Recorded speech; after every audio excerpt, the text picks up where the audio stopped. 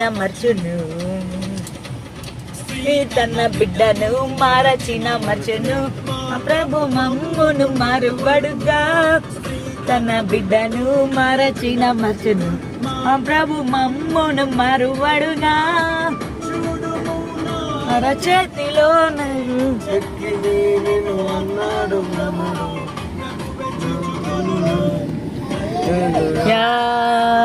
ఆమేన్ హల్లెలూయా